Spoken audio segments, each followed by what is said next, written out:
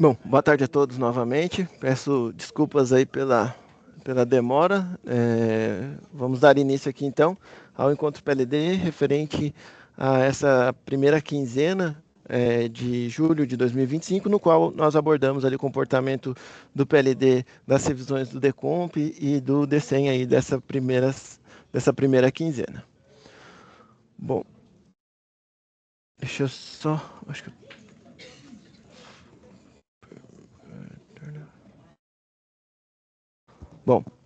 Bom, em relação a dúvidas durante a transmissão, qualquer dúvida pode ser encaminhada através do chat aqui, né, da plataforma Teams, né, ou se alguém preferir ou tiver dificuldades para mandar aqui no chat, pode ser encaminhada através do e-mail preco@cce.org.br. Em relação a quaisquer dúvidas não referentes aos temas aqui abordados ou após o nosso encontro, deve ser encaminhada através da central de atendimento da CCE pelo e-mail atendimento@cce.org.br ou pelo telefone 0800 591 4185. Bom, a gente relembra aqui o nosso objetivo deste encontro, que é discutir tecnicamente as informações relacionadas ao PLDs publicadas nos nossos boletins, tratar da adequabilidade dos dados, procedimentos e resultados da cadeia de programas, né, com base na resolução 1032 de 2022, buscando então estreitar relacionamento com vocês, abrir espaço para recebimento de sugestões para o aperfeiçoamento deste evento e dos nossos boletins, além de apoiá-los ali nas suas análises de mercado, reforçando a transparência e a simetria na divulgação das informações publicadas pela CCE. Como de costume, nossa agenda tem essa característica um pouco mais enxuta aqui do meio do mês, né? E eu já passo a palavra então para a Cássia para ela falar um pouco sobre os pontos de destaque e também dos assuntos regulatórios aí dessa primeira quinzena de julho. Só um segundo. Boa tarde a todos, dando continuidade aqui então à apresentação, em termos de pontos de destaque. Só compartilhar a tela, só um segundo. Deixa eu ver se foi. Foi. A gente Está na traz tela errada, inicialmente... Cássia. Não, agora... Opa, desculpem. Alterna. Foi. Em termos, então, das forças-tarefa dos modelos computacionais, né, a gente traz aqui o mesmo slide de sempre, né, então, tratando da força-tarefa do New Wave, do Decomp, do GVASP e do DCEM. A gente não teve nenhuma alteração em relação ao último encontro, então permanecemos no New Wave com a versão 30.0.4 em uso oficial. E a mailing list é ft-newwave.ons.org.br. Com relação ao Decomp, a versão em uso oficial é a 32.0.1 e a mailing list é ft-decomp.ons.org.br. Com relação ao GVASP, a versão é a 10 em uso oficial e a mailing list é ft-gvasp.ons.org.br. E por fim, com relação ao DCEM, a gente está com a versão em uso a 21 e a mailing list é ft-decem.ons.org.br. Agora, com relação aos destaques do Diário Oficial, a gente trata das consultas públicas e tomadas de subsídios. A gente não teve nenhuma alteração em relação ao último encontro também, permanecendo então com a CP ANEL 25 de 2025, que foi publicada ali no Diário Oficial, o aviso de CP no dia 18 de junho, tratando então, né, do aprimoramento da minuta de edital e os respectivos anexos para os leilões 5, 6 e 7 de 2025, que seria basicamente, então, os leilões de energia existente, a -1, a -2 e a -3. E o período de contribuição, ele se encerra no dia 4 de agosto. Com relação à consulta externa do INS, a gente tem ali a revisão do submódulo 4.5, que trata da programação diária no caderno de procedimental, incluindo na etapa de processo ali no item 2.3, que seria o processamento do modelo de curtíssimo prazo para a definição das propostas de geração, compatibilizando então, né, com o processo da identificação de inconsistências que a gente pratica atualmente. E o período de contribuição se encerra no dia 9 de agosto. Com relação a CVU Merchan, a gente deixa aqui na tabela a publicação, né, do CVUs Merchans de algumas usinas do SIM e o respectivo dispositivo regulatório, né, e quando eles foram publicados no Diário Oficial.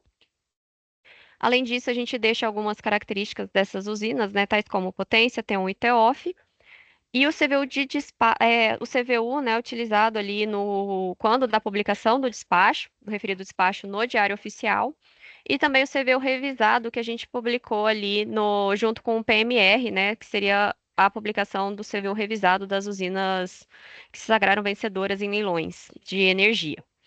O Lucas vai comentar um pouco mais para frente sobre essa questão, né, do CVU revisado, então a gente deixa aqui apenas para apreciação. E com relação à operação comercial ou operação em teste, a gente teve a publicação do despacho 2027, no dia 4 de julho, depois a gente corrige aqui a informação do DOU, suspendendo a operação comercial da UG2 da usina de Sinop a partir do dia 5 de maio. Além disso, a gente trata aqui um pouquinho com relação à antecipação do suprimento do primeiro LRCAP de 2021. Na 300ª reunião do CMSE, né, realizada ali no dia 14 de maio, a gente teve a notícia, né, da recomendação da antecipação do início de suprimento de energia das usinas ali do LRCAP, com o objetivo, então, de reforçar a segurança no atendimento eletroenergético do SIM a partir de agosto. Aí a gente deixa aqui, né, quais são os requisitos do LRCAP, né, em termos de Unit Commitment, e a pauta, de fato, é com relação às usinas contidas nessa tabela. A gente teria antecipação de aproximadamente umas 13 usinas, né? Algumas delas situadas, né, nos submercados Sudeste e Sul e outras no Nordeste e no Norte. Então, como que seria feita essa questão da antecipação? Quando as usinas elas estão localizadas no subsistema Sudeste, Centro-Oeste ou no Sul, a antecipação se daria no mês de agosto de 2025. E para as usinas situadas no Nordeste e no Norte, a antecipação é para acontecer ali no dia 1º de outubro desse ano. Obviamente, né, a gente teria ali uma condição, né, do início de suprimento com relação à entrada, né, ou retorno da operação comercial das usinas, né, que seriam antecipadas. Atualmente, a gente tem 4 usinas sem operação comercial, basicamente, então, as Potiguar 3, Global 1 e Global 2, então, que teria esse início de suprimento no dia 1º do 10, mas condicionado ao retorno da operação comercial delas. As demais já estão em operação comercial, atualmente, inclusive, operando como usinas merchant. Um outro ponto seria com relação à usina de William Arjona. A princípio, ela pode sim ser antecipada, só que precisam ser adotadas algumas providências para viabilizar a antecipação dessa usina. Então, por conta dessa decisão ali, dessa recomendação do CMSE, a gente teve os termos aditivos, né, de cada um dos respectivos contratos de reserva de capacidade já assinados, com exceção da William Arjona, né, justamente porque precisam ser adotadas algumas providências ali para antecipar, para viabilizar essa antecipação. E no caso, como a gente teria já algumas usinas, né, com início de suprimento em 1º de agosto, que no caso seria Viana, Ibirité e Termorio, a gente já deixa aqui, né, para apreciação o CVU conjuntural com base no PMO de julho para essas usinas. E aí agora eu passo a palavra para o Godinho, que vai dar continuidade à apresentação, passando uma notícia bem legal para vocês. Obrigado, Cássia. Boa tarde a todos. Então, como último ponto de destaque, a gente traz aqui, a gente dá publicidade aqui ao novo produto ali dos dados abertos da CCE, que é a divulgação do PLD no portal de dados abertos. Então, saiu o comunicado ontem e, basicamente, o que ele cita é que a partir ali de segunda-feira, dia 14/7, a gente passou a disponibilizar esses valores de PLD diretamente ali no portal de dados abertos, com o objetivo ali tanto de simplificar o acesso e dar mais transparência às informações do mercado. Então, ali no portal de dados abertos, na página ali de organizações, vocês vão visualizar uma nova organização criada, né, para preço de liquidação das diferenças. Dentro dessa organização, a gente tem um conjunto de 4 datasets. Então, um para o PLD horário, um para o PLD média diária, média semanal e média mensal, na mesma estrutura da qual é divulgada ali no painel de preços da CCE. Tanto o PLD horário quanto média diária, eles têm uma frequência de atualização diária, com base ali nos valores calculados diariamente para o PLD. Já o média semanal, ele tem uma atualização semanal às quintas-feiras, com base na semana operativa, e o média semanal, ele tem ali uma atualização no penúltimo dia do mês, com base no mês civil. Além dos dados atuais, né, de PLD, a gente buscou trazer ali também o histórico do PLD desde 2001, como é divulgado ali no painel de preços. Então, a gente tem um recurso ali que tem ali esse recurso histórico, né, de 2001 até 2020, para a média, para os recursos de base semanal e mensal, né? E como só como um ponto de atenção, a fim de evitar ali redundância nas informações, a gente tem ali planilhas históricas com as informações desde 2001 no painel de preços da CCE, e elas, por conta dessa transferência de dados para o portal de dados abertos, elas vão ser descontinuadas ali até dia 1º de outubro. Em relação aos destaques, era isso, e agora eu passo a palavra para o Nelson. Opa, obrigado, Godinho. Obrigado, Cássio. Boa tarde a todos e a todas. E vou dar início aqui à apresentação do cenário hidrometeorológico. Vou compartilhar aqui minha tela com vocês.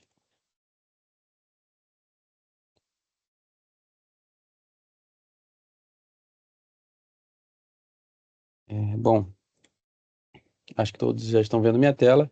Então, vou dar início à apresentação aqui, iniciando, como sempre, aqui pela precipitação observada, considerando julho de 25 até a data do dia 15/7. O primeiro mapa é a climatologia, então já de informação principal, a gente pode ver a graduação de cores aqui, tons de cor quente aqui com valores mais expressivos de precipitação, seguindo aqui azul, verde e branco. Bom, a climatologia que ela já indica os volumes concentrados aqui principalmente no sul e no norte do país, e a grande faixa aqui branca, então, seria de ausência de precipitação ou precipitações não significativas, pegando a parte centro-norte, sudeste, nordeste do país.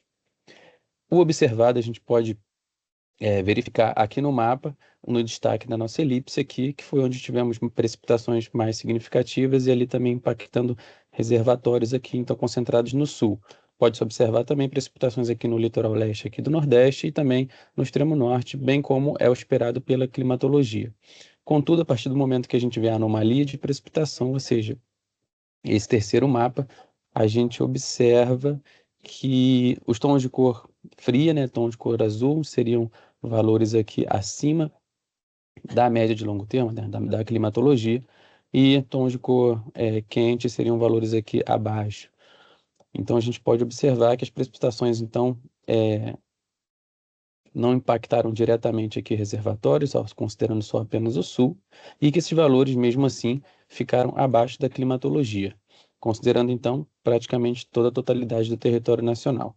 Vale destacar que no dia 29 e 30 foram verificadas chuvas mais expressivas no Uruguai e no Jacuí, e essas datas elas entram ali na primeira semana operativa de julho, impactando na ENA, como veremos posteriormente. Bom, esse gráfico aqui é só para ver um comparativo entre 2025 e 2024, então a gente pode observar que as chuvas aqui, nas precipitações, ficaram ou abaixo ou igual, ou seja, tons de cor vermelho aqui e branco, a 2024. Bom, vendo a ENA aqui verificada e prevista, temos as revisões 0 e 1, comparativo aqui para todos os submercados. E de informação principal, nós temos um aumento, mesmo que ligeiro, aumento de ENA nos submercados sul e sudeste, são os dois submercados aqui na parte inferior.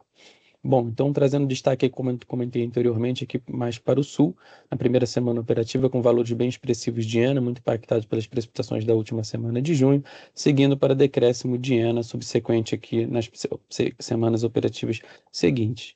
Uma expectativa inicial na revisão 0 de 113, na revisão 1 com 115%. E o Sudeste indo de 83% para 82%, com menores variações entre as semanas, com cerca de aumento de 141 megawatts médios no mês.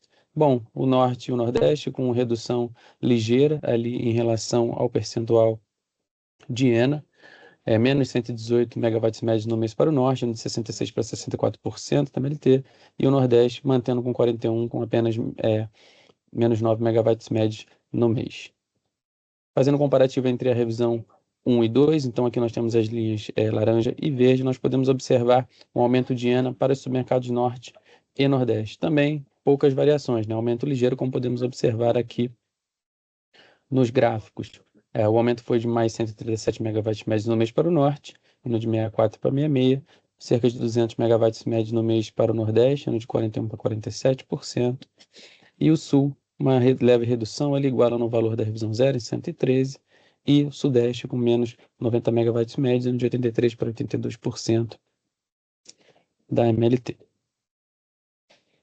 Bom, nesse gráfico a gente traz o armazenamento do solo, fazendo um comparativo de julho de 25, aqui pegando 28 do 6, e comparando com 15 do 7, né? Nesse período aqui a gente teve ali nos dias 29 e 30 as precipitações, e desde então não se verifica mais precipitações nas principais bacias do SIN, né? Precipitações significativas. Então, dado esse cenário, a gente pode observar aqui o aumento dessa faixa de tom de cor quente, que seria valores de armazenamento do solo deficitários, né? Então, ou seja, temos solo bem mais seco aqui em praticamente todo o centro-norte do país, se comparado ali com cerca de 15, 17 dias ali atrás.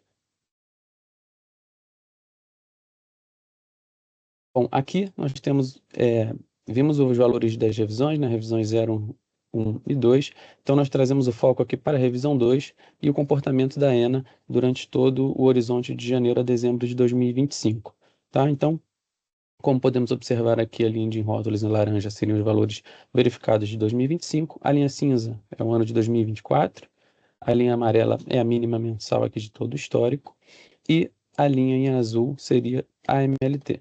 Bom, o submercado norte, como já observamos, né, teve um período úmido com valores ali de 108, 113, 100%, chegando até 85% da MLT ali em abril.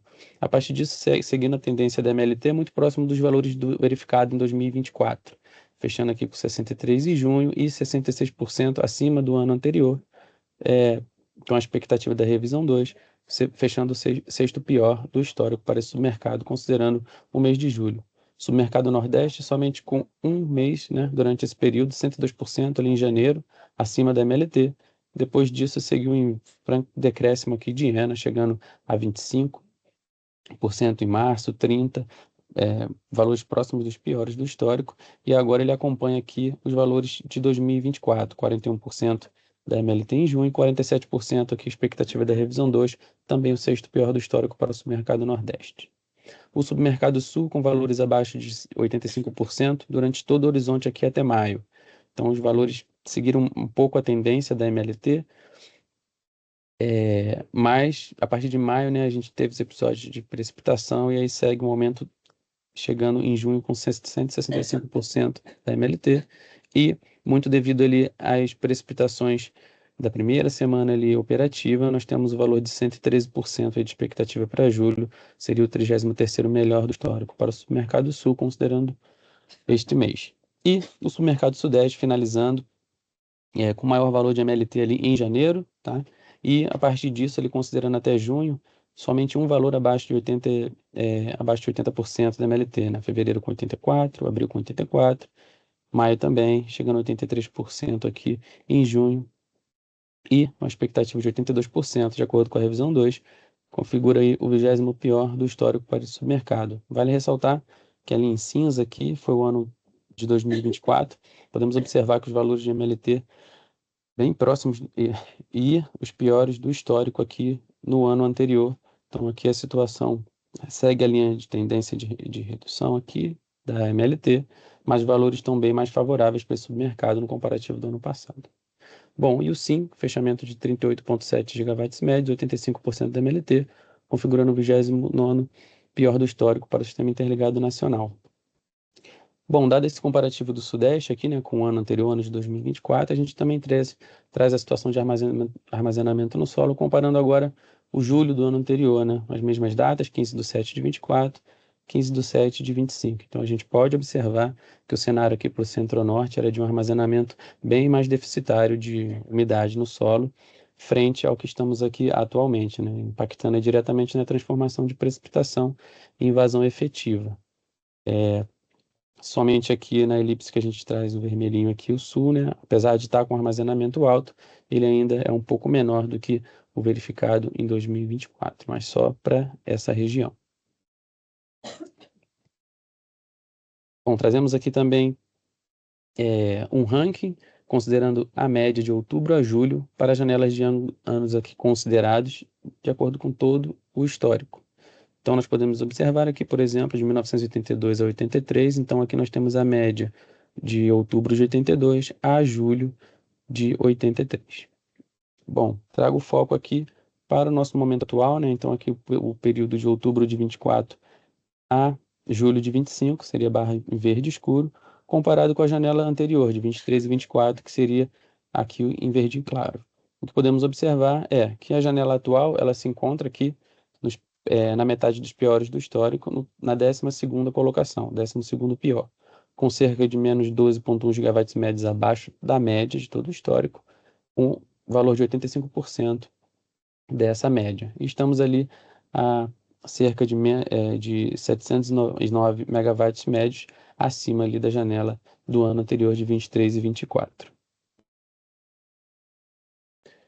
Bom, e finalizando aqui a apresentação, eu trago 2 mapas aqui em relação à temperatura máxima verificada em julho de 2025, até o dia 15/7. Bom, nesse primeiro mapa nós temos aqui a anomalia de temperatura máxima, então como podemos observar, já trazemos um destaque para a elipse em vermelho. As temperaturas aqui ficaram máximas, né, ficaram abaixo da climatologia no sul e também parte do submercado sudeste, aqui considerando principalmente os principais pontos de carga, Rio de Janeiro e São Paulo. E no último mapa aqui, né, logo à direita, nós temos o comparativo de 2025 com 2024. Então fica bem notável aqui que nesse comparativo nós temos praticamente todo o território nacional, exceto o sul, com valores aqui de temperatura abaixo do que o do ano de 2024, né? Estamos então com o ano 2025 bem mais frio do que o ano anterior, exceto aqui para o norte ou para o sul, como podemos observar aqui com tons de cor quente. Bom, com isso eu finalizo minha apresentação e passo a palavra para a Mayara para que ela dê continuidade. Muito obrigado. Obrigada, Nelson. Só um instante. Acredito que vocês já estão vendo a minha tela. Hoje eu não vou conseguir ligar a câmera aqui por questões de internet, de oscilações na rede. Então, eu sigo aqui a apresentação, né, falando sobre a carga.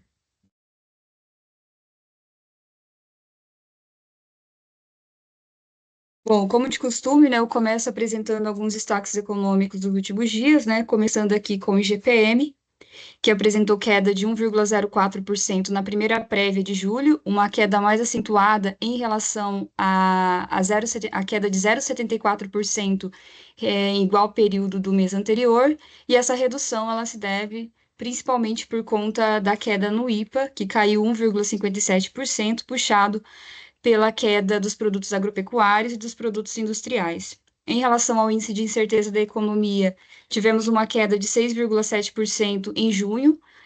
O índice alcançou 105,2 pontos, o menor valor desde outubro de 24.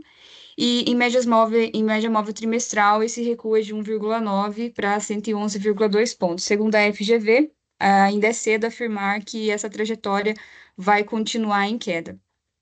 Em relação aos indicadores de produção e atividade para o comércio, tivemos uma queda de 0,2% no varejo restrito em maio e uma alta de 0,3% no varejo ampliado. Já na comparação anual, nós vemos um aumento de 2,1% para o varejo restrito e de 1,1% para o varejo ampliado. Para serviços, tivemos um avanço de 0,1% na margem em maio e um aumento de 3,6% em relação a maio de 2024. Esse avanço foi puxado por serviços profissionais, administrativos e complementares. Por fim, em relação ao IBC-BR, esse índice teve queda de 0,7% em maio e uma alta de 3,2% no ano. É o primeiro resultado negativo do ano, impulsionado principalmente pela agropecuária, que caiu 4,2% nesse mês.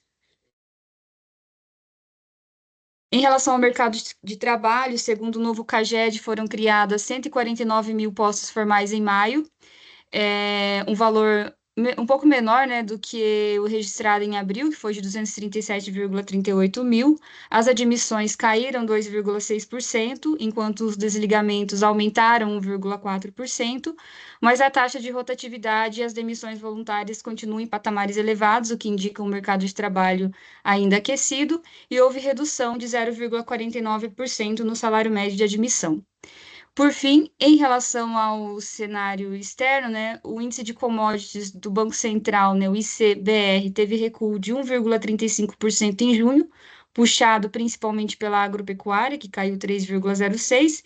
No entanto, na comparação anual, o índice continua positivo, com alta de 5,81%. E em relação à balança comercial, temos um superávit de 2,3 bilhões até a segunda semana de julho, uma redução, né, em relação ao ano passado de 22,9%, e quando a gente olha o acumulado do ano, o saldo é de 32,4 bilhões, um superávit, porém menor, né, em 26% em relação ao valor registrado no ano passado.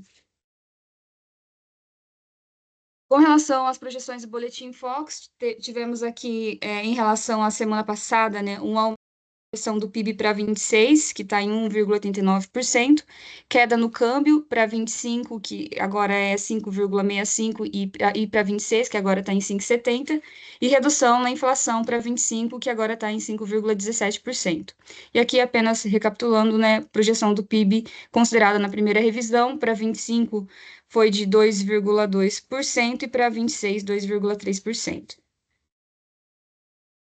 Agora, falando sobre a Rev 2 da carga de julho, tivemos aqui uma redução, né, na carga, mais uma vez, para o mês de julho. Essa redução foi de 1,5% em relação ao PMO, uma redução de 4 gigawatt médios, né, em relação à primeira revisão quadrimestral, e em termos percentuais, né, representa uma redução de 5%, e em relação a julho, uma redução de 1,3%, reflexo da temperatura mais baixa registrada nesse mês, né, como o Nelson mostrou na apresentação. Aqui nós temos a evolução da carga mensal e por semana operativa para o SIM, né? Então, comparando a Rev 1 e a Rev 2, houve um ajuste de 1,6%. No SIM, houve redução em todos os submercados, isso olhando, né, a carga mensal. O Nordeste apresentou maior redução de 2,2%, mas devido à representatividade do Sudeste, né, essa redução que houve na carga do SIM, ela se deve principalmente por conta da redução da carga desse submercado. E aqui nós temos a evolução por semana operativa, e nessa tabela aqui a comparação por submercado e para o SIM, né, da carga do mês de julho em relação a julho de 2024, como eu mencionei antes, uma redução de 1,3%, em relação à primeira revisão quadrimestral, uma redução de 5%.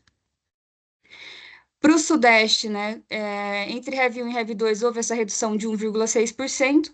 Aqui nós temos a evolução mensal, conforme mencionado pelo ONS. Nessa semana 2 aqui, um dos motivos para essa redução foi o feriado, 9 de julho, né, e também temperaturas mais amenas registradas, principalmente no Rio de Janeiro.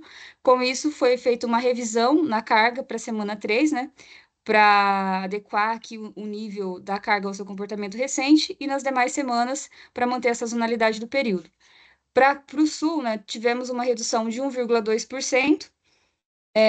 A explicação aqui, né, para essa redução, né, segundo o ONS, foi que um menor consumo, né, de cargas de aquecimento, e com isso foi feito o ajuste da carga para a semana 3.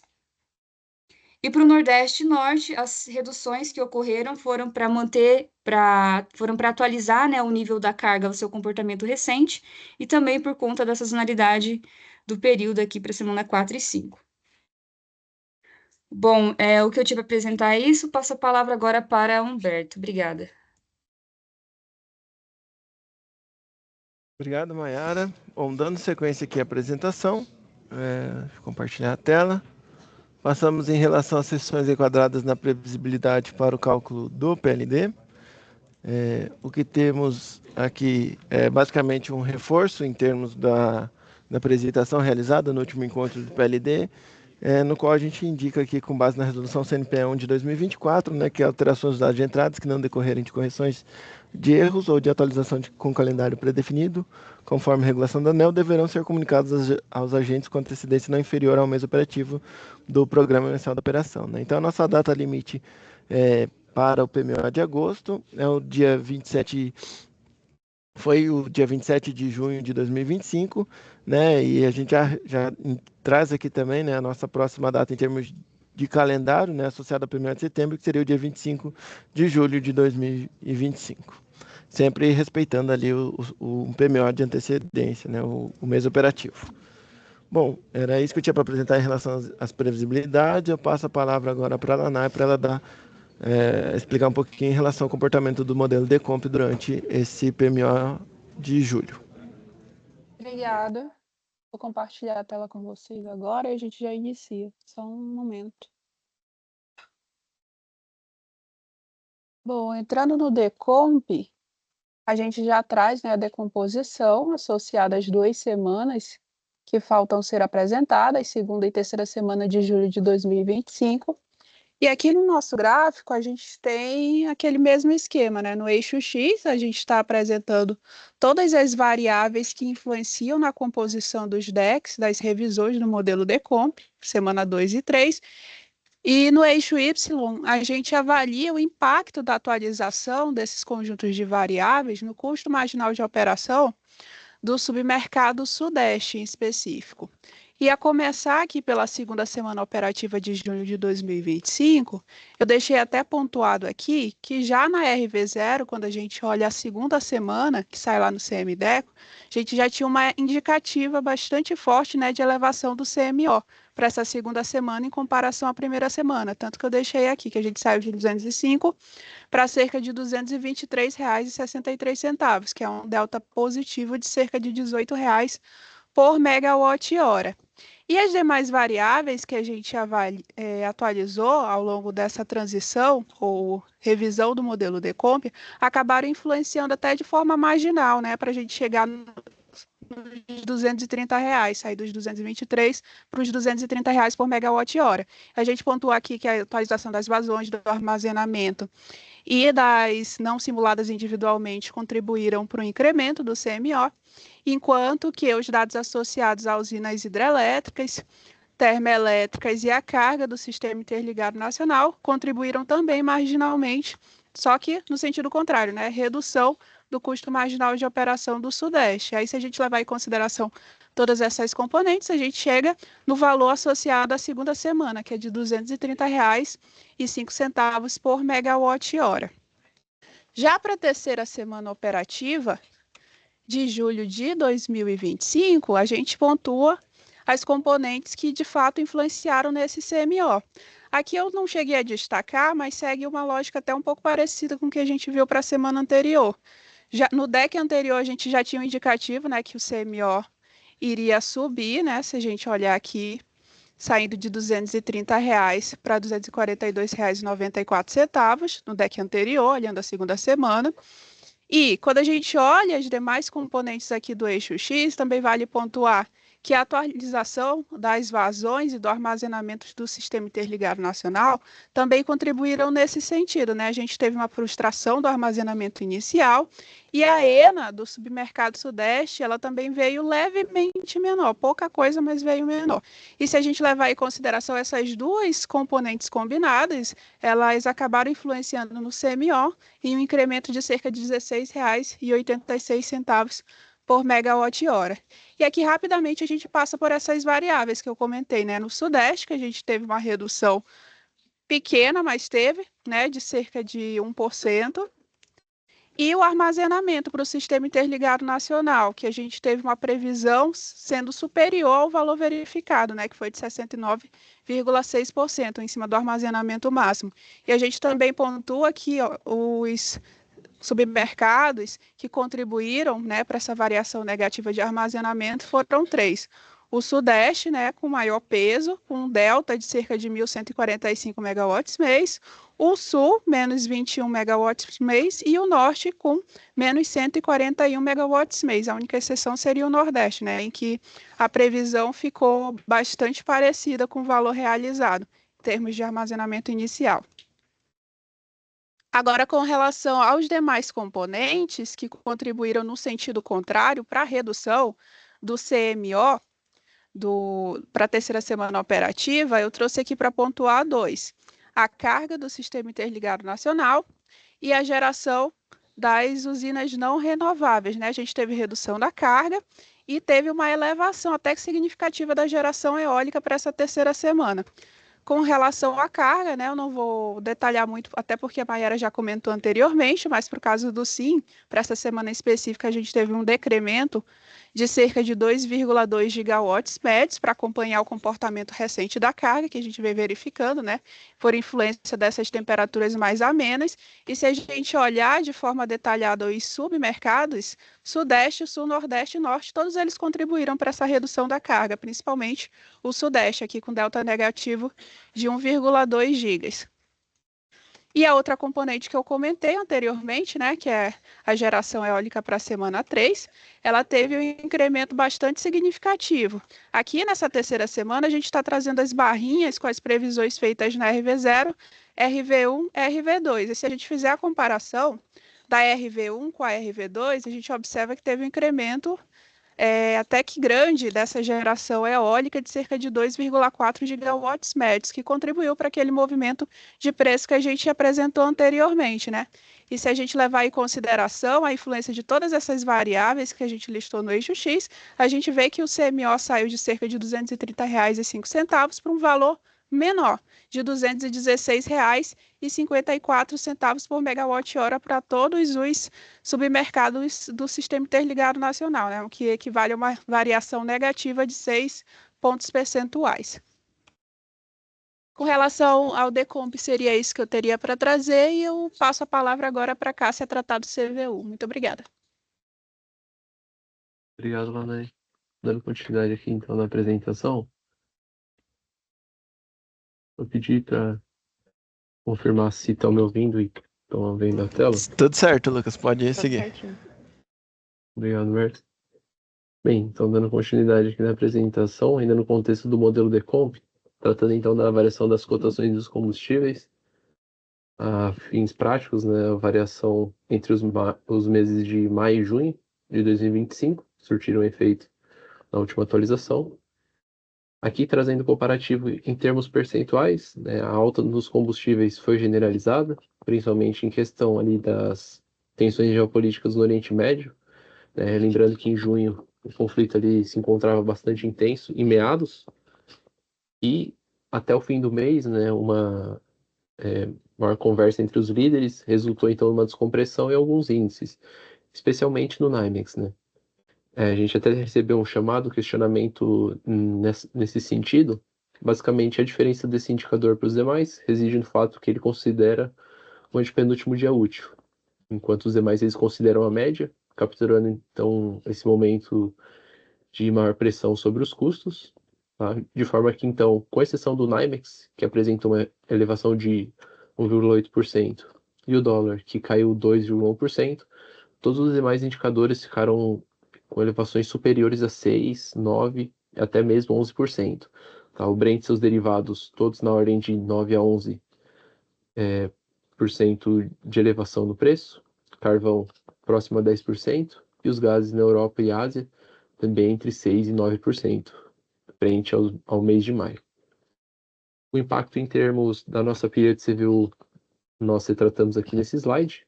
A atualização do CVU ajustado ocorreu agora no dia 4 de julho e empregado nessa última revisão, né? Dado que a divulgação ocorreu na sexta-feira, não sendo em tempo hábil da revisão do PMO, emprego só a partir do dia 12. Então, de forma geral, as usinas que são indexadas ali ao NYMEX, né, que até o fim do mês já retratava essa descompressão nos preços, combinado os efeitos do câmbio, apresentaram até mesmo redução. A gente traz aqui as primeiras usinas da nossa tabela, as quedas na ordem de 0,38%, 0,27%, né? Enquanto todos os outros, uma alta generalizada, passando ali pelos gases JKM, como é o caso principalmente das usinas do PCS, e atualmente até as Merchan, em grande parte considerando o JKM e também o TTF, tá? As usinas a carvão, diesel e até mesmo as indexadas ao Brent. No fim da nossa tabela, algumas atualizações mais expressivas em conta de UTS Merchan, que receberam novos despachos, habilitando ali os custos fixos. Em termos quantitativos, o nosso CVO mais caro ainda permanece com a UTE PCM2, na casa de R$ 2.517 por megawatt-hora, que mantém ali a penalidade em R$ 2.540 por megawatt-hora. Já um panorama para a variação entre os meses de junho e julho, nós apresentamos aqui nesse slide com base nos últimos dados disponíveis, então até o dia 15 de ontem, são dados de fechamento de mercado. Tá? As principais elevações ficam por conta do mercado americano, né? Embora óleo diesel e combustíveis são derivados do Brent, que tem apresentado uma redução de 0,5%. Esses indicadores, especificamente, eles tratam do mercado estadunidense, né, o Golfo do México, e em razão ali de, novamente, questões políticas, né, preocupações com tarifas em cima de exportadores para os Estados Unidos, principalmente desses derivados, óleo combustível e diesel tem apresentado elevação de 2% e 6,8%. NYMEX também, o gás no mercado americano, conforme a gente tinha, né, esse registro a título até mesmo de cotação para o CVO estrutural, a expectativa para o NYMEX é de elevação até o final do ano, em razão principalmente ali da participação dos Estados Unidos como exportador no mercado de GNL.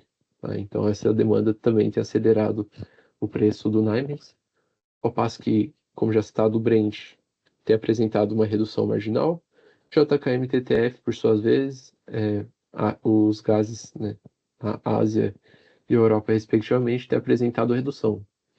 Também, dessa vez, sendo justificado principalmente em razão de uma decisão dos Estados Unidos de prorrogar por 50 dias sanções à Rússia, né? Então, o desdobramento disso é uma menor preocupação com respeito à oferta nesses dois mercados. Uma novidade em relação ao último encontro do PLD, que nós trazemos aqui, diz respeito, conforme também citado pela Cássia ali nos destaques, a antecipação do suprimento do primeiro leilão de capacidade.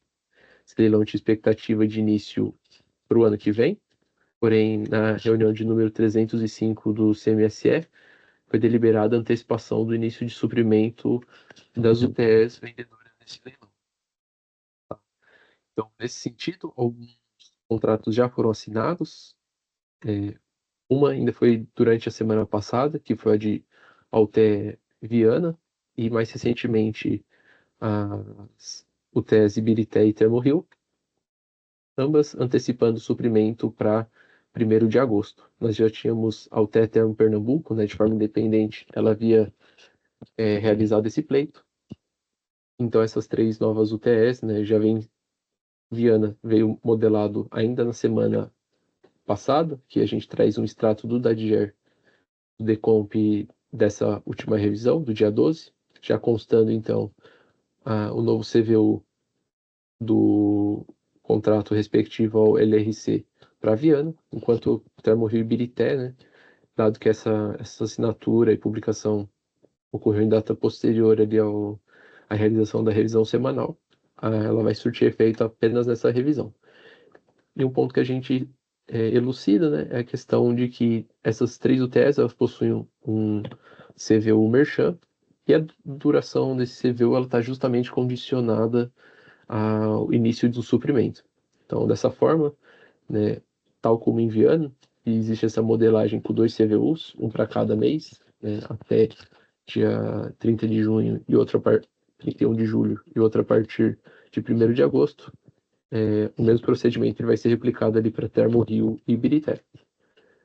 Tratando das merchans, então, atualmente, nós contamos com esse quadro de UTS, novidades frente ao último encontro no começo do mês, ficando por conta da UTE Campina Grande, que recebeu ali o seu novo CVU Merchan. Essa UTE não participava desse pool de usinas, e também, conforme citado anteriormente, né, a habilitação do custos fixos para algumas UTEs que já possuíam despacho, como, por exemplo, Araucária, Norte Fluminense, Seropédica, Canoas, entre outros.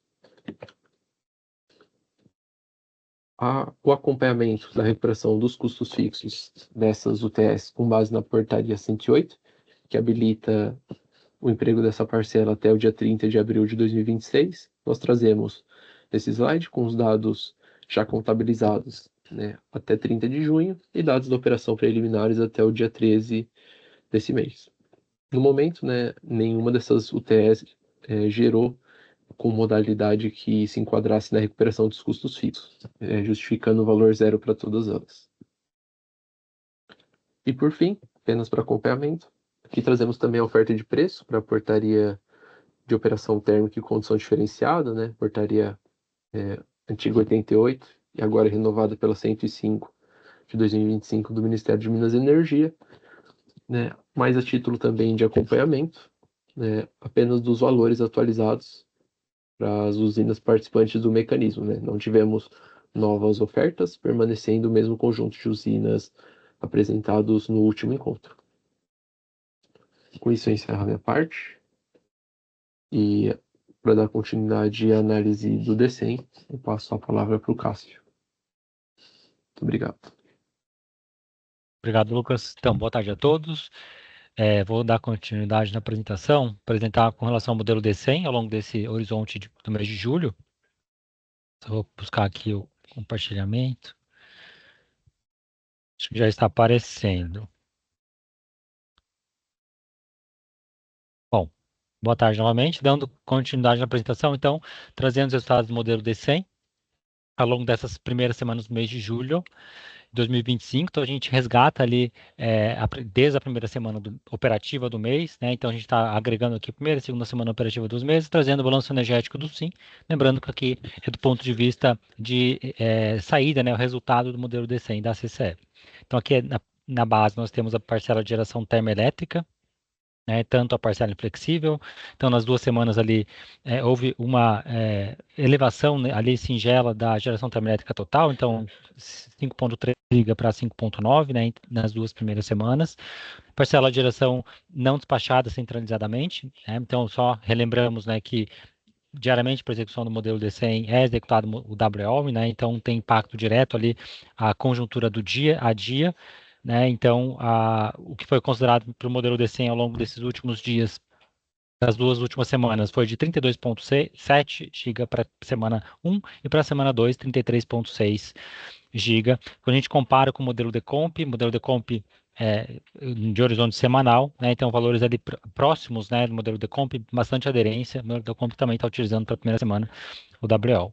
E, por fim, a parcela de geração hidráulica, correspondente ali 50% aproximadamente da geração total do SIM para atendimento da carga em ambas as semanas. E a carga que também é atualizada para execução do modelo DECEM diariamente, né? Então, na casa de 77,7 GB na semana 1 e na segunda semana do mês 75,6, né? E em termos comparativos com a carga do modelo DECOMP, né, valores também muito próximos, principalmente na primeira semana, e a segunda, o DECOMP, que é o modelo semanal, um pouquinho acima em termos de carga do SIM.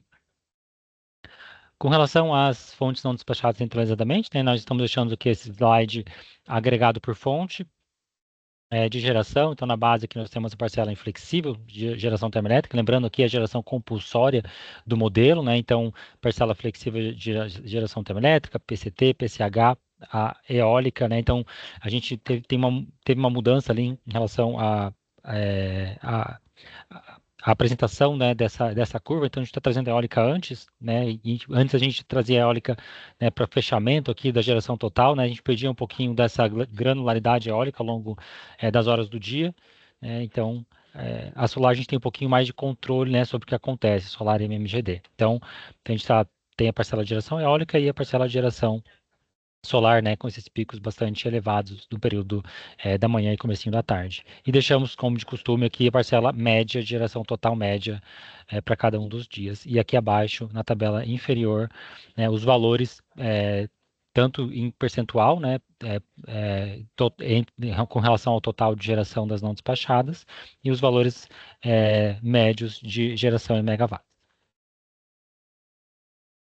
Bom, o gráfico aqui atualizado também da carga líquida do SIM também é uma informação que a gente costuma acompanhar diariamente, ali semanalmente, e trazemos aqui para o encontro, né? Então, é a carga líquida do SIM. Então, basicamente, nós temos na curva inferior a carga líquida, né? Basicamente, a carga líquida é composta pela carga global, a carga ali do modelo, aqui trazendo aqui as 2 primeiras semanas do mês de julho, aquele grupo de usinas que nós apresentamos anteriormente aqui, né, então todas as fontes estão despachadas, geração compulsória, a gente tem também uma parcela aqui de UCT, que não estava no gráfico anterior, né, mas uma parcela de UCT, e tudo que está abaixo ali corresponde à carga líquida.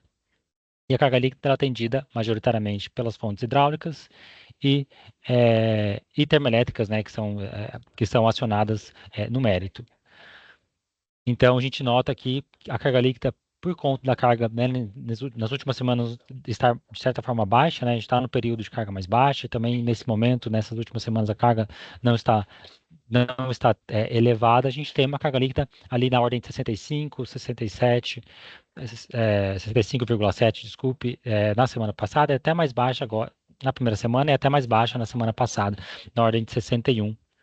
Então, a gente tem feito esse acompanhamento, né, de elevação da carga líquida, lembrando que a carga líquida é impactada diretamente pela carga global, né, então, afetada diretamente ali pela temperatura, e também as fontes estão despachadas centralizadamente. Aqui o que a gente tem, o que apresenta a maior volatilidade seria a geração eólica, né, então, ela impacta diretamente aqui na carga líquida. A gente está explicitando aqui a carga líquida no período da ponta, e o valor médio diário aqui na parte inferior.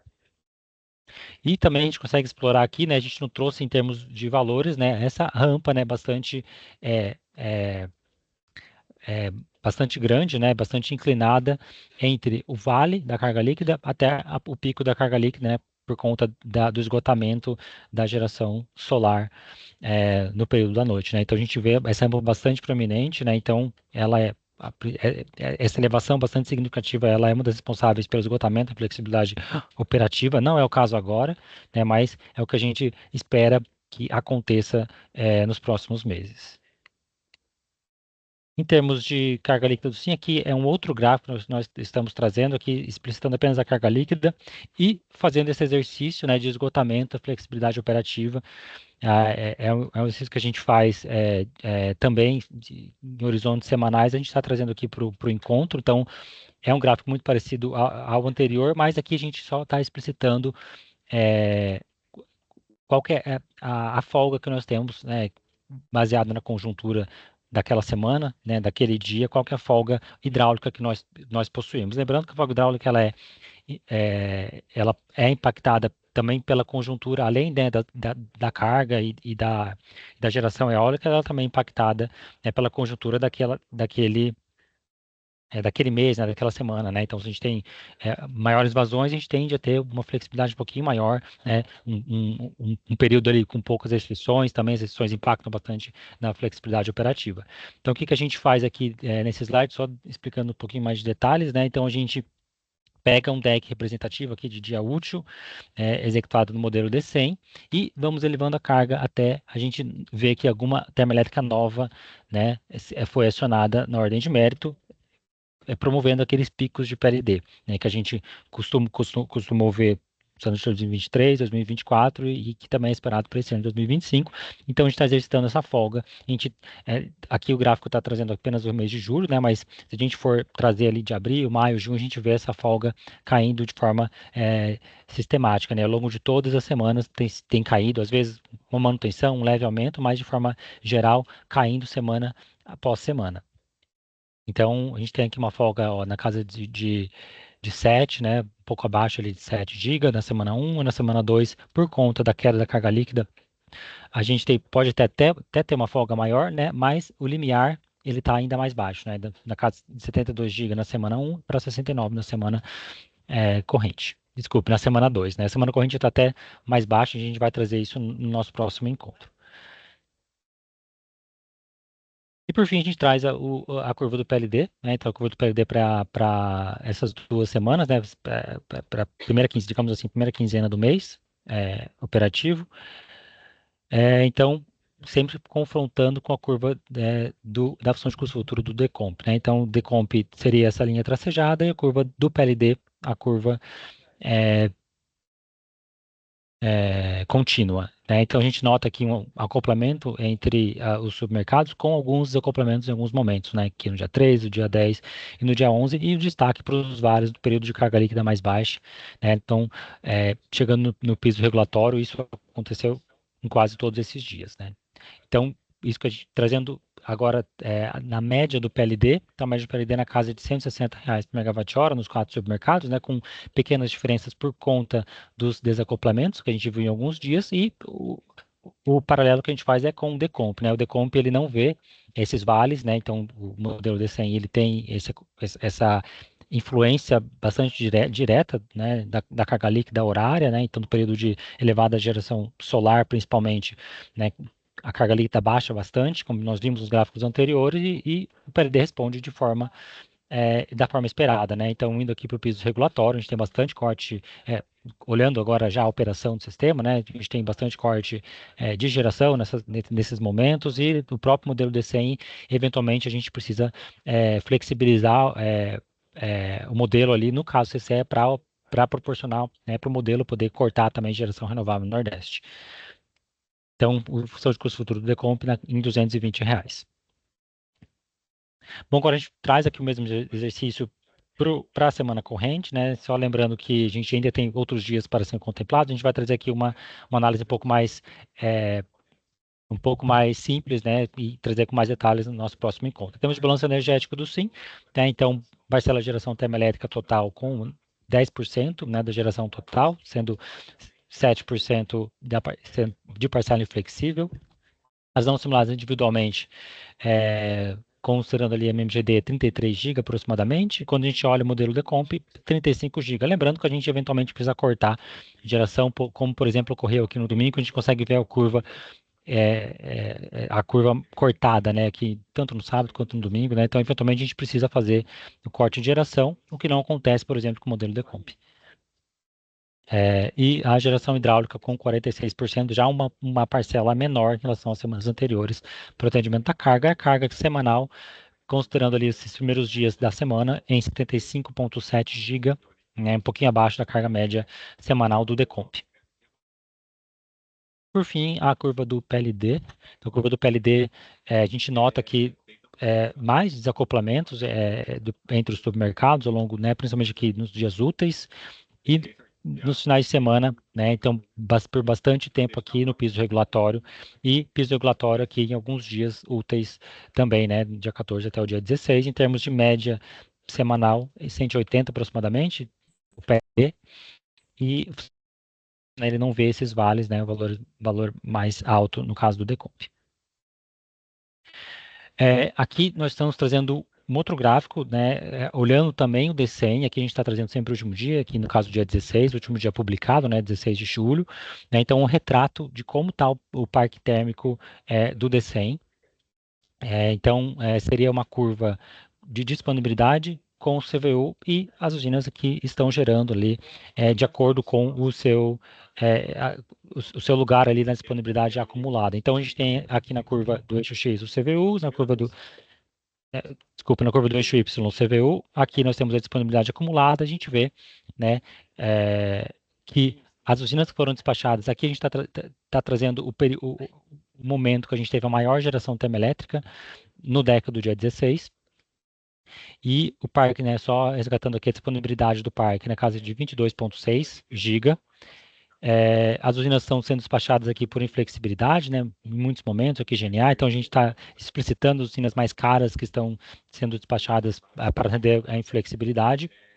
Em mérito, as usinas mais baratas, né, estão sendo chamadas para gerarem na ordem de mérito pelo modelo, né, chegando ali na casa ali de 200, quase R$ 300 por megawatt-hora na ordem de mérito, no momento de maior geração termoelétrica, penetração de geração termoelétrica no DEC do dia 16. Então, aqui nós deixamos aqui os valores médios e percentuais para esse retrato dessa hora.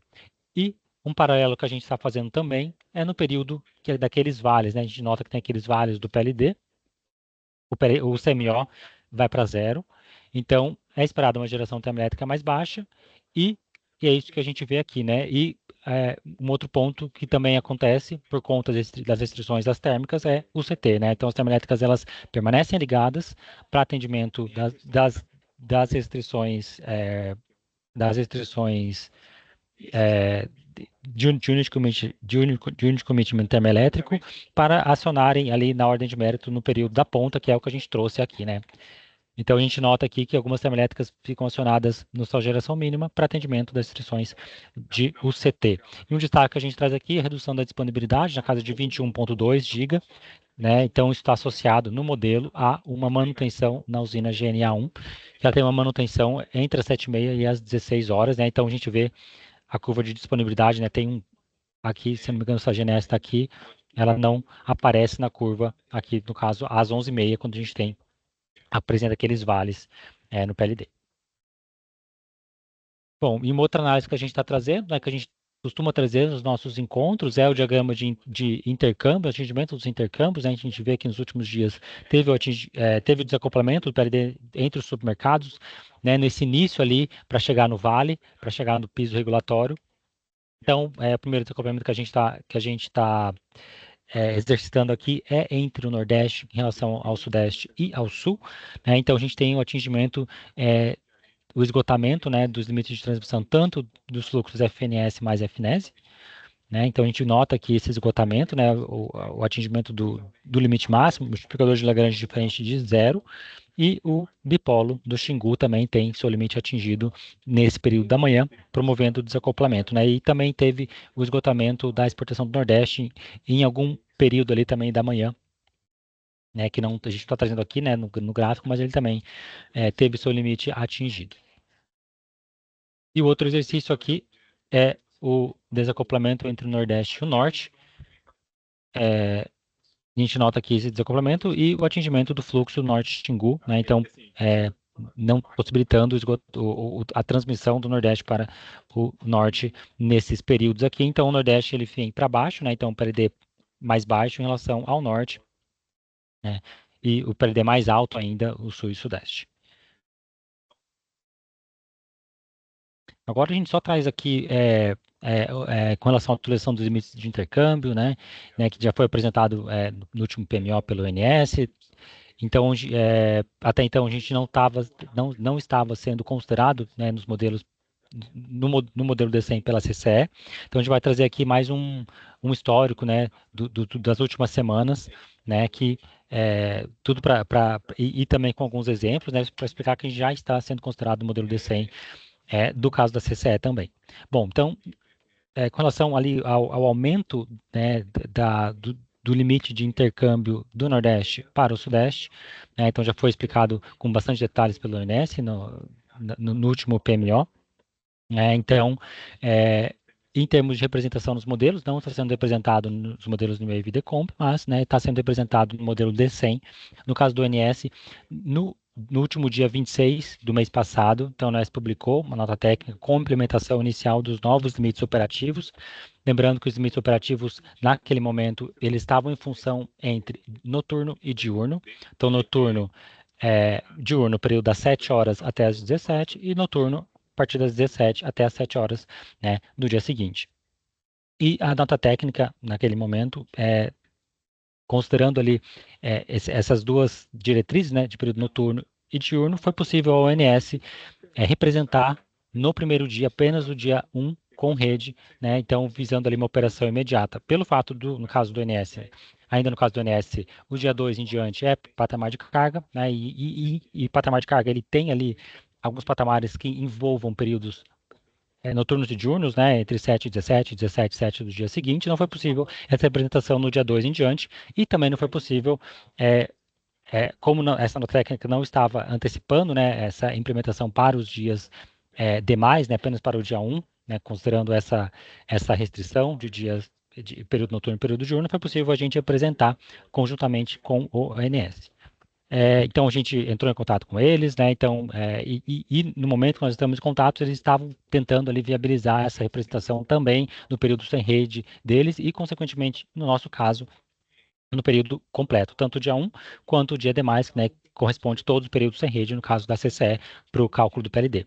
Então, no último dia 15, né, então foi publicado ontem pelo ONS a nota técnica com os limites revisados para todo o horizonte de planejamento, então aqui já engloba tanto o dia 1 do caso nosso, mas também do caso deles.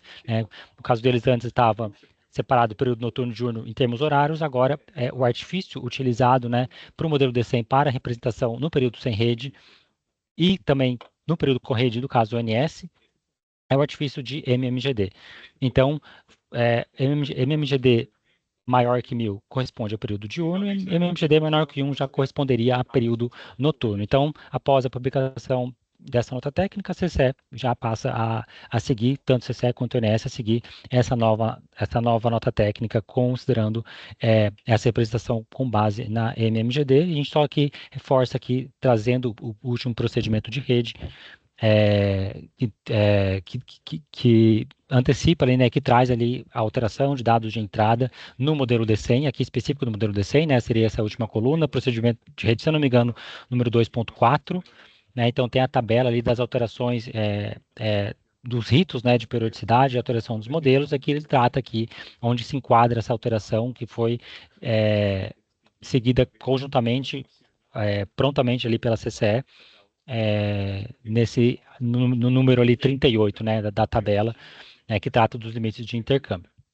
Então, são porcentagens de limites estruturais não decorrentes de manutenção, né, a gente está formando o preço imediatamente a partir do DEC do dia de hoje, a partir do DEC do dia 16. E aqui a gente traz os fluxos, né, que foram alterados na nova nota técnica, né? Lembrando que são os mesmos fluxos que estavam na nota técnica anterior, só que a nota técnica anterior era em função, né, de período noturno e diurno, agora o noturno e diurno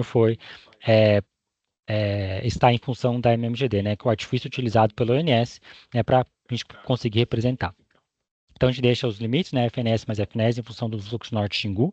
No próximo slide, a gente vai fazer um exercício com relação a esse limite, né, o FNEM e o FNS mais FNES. Então, esses são os novos limites. E o destaque que a gente tem, né, fazendo o exercício, né, só relembrando, né, essa alteração nesse novo CEP promove aumento do limite de intercâmbio no período noturno, né, então a gente traz aqui o resgata ali da nota técnica o limite FNS mais FNES em função do norte Xingu. Lembrando, período diurno, essa equação aqui em cima, período noturno, essa equação aqui embaixo, em função da MMGD. Então, para a gente conseguir representar, foi necessário criar duas novas restrições, né? A primeira restrição é com relação à MMGD do SIM, então, a RE número 862, no arquivo entidades.dat, né? Então, essa restrição elétrica, basicamente, ela traz a MMGD do SIM, e a gente nota aqui que antes das 7 horas, a gente tem uma MMGD menor que 1000, e após ali às 17h30, uma MMGD também menor que 1000, e entre esses valores, uma MMGD acima de 1 GB. Então, fazendo esse exercício, a gente, em outro ponto, né, que novo aqui nessas restrições, é essa geração corte Nordeste. Então, basicamente, a geração corte Nordeste é um grupo de usinas, então tem Sobradinho, mais um grupo de usinas renováveis ali, né, então, esses limites estão em função dessa geração, né? Então, Sobradinho mais o grupo de usinas ali do Nordeste. E elas estão representadas também no arquivo entidades.dat, RE 934, né? E elas entram ali como uma das variáveis para essas restrições, aqui no caso FNS mais FNES em função do Norte Xingu. E para fazer o exercício desse ganho, né, para a gente apenas de forma ilustrativa, né, ilustrar esse ganho noturno, a gente trouxe ali essas equações aqui para esse gráfico, lembrando que a gente tem alguns pontos que a gente tem que premissar, né? Então, geração Serra da Mesa também tem influência, né? A gente quer restrição 936. Então, geração Serra da Mesa, corte Nordeste e fluxo Norte Xingu. Então a gente tem que premissar ali a geração Serra da Mesa e essas restrições. Serra da Mesa a gente pegou a última informação que a gente tinha no dia anterior de geração Serra da Mesa, então essa foi a premissa utilizada e o mesmo vale para esse grupo de geração do Nordeste. Nós pegamos ali o que a gente tinha no finalzinho ali do dia anterior. Então essas foram as premissas utilizadas aqui para ilustrar o ganho, né, no período noturno. Nós traçamos aqui as duas retas, né? Então, a do período diurno e a do período noturno, né? Então, o período diurno aqui embaixo, MMGD maior que 1000, o período noturno aqui em cima, MMGD menor que 1000, em função do Norte Xingu, né? Então, a gente nota aqui o FNS mais FNES até o Norte Xingu na casa de 1.200, a gente não tem essa diferença, mas a partir do momento que a gente tem o Norte Xingu mais elevado, né? Então, a gente vê essa diferença entre o limite entre o FNS mais FNS do período diurno em relação ao período noturno, aqui da ordem de 800 mega. Né? Então, apenas ilustrando, a gente trouxe um retrato aqui, né, exemplificativo, né, mas aqui apenas então esses dois slides apenas para trazer que a gente está representando o modelo D100, agora conjuntamente com o NS,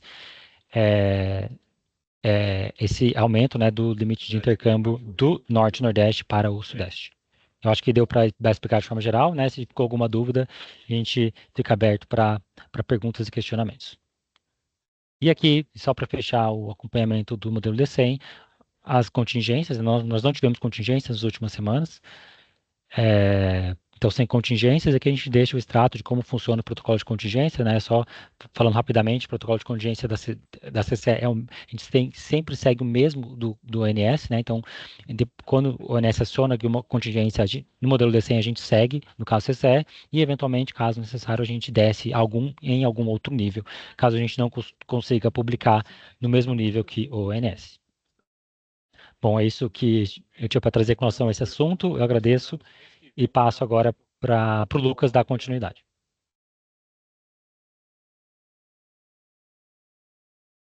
Obrigado, Cássio. Compartilhar a tela.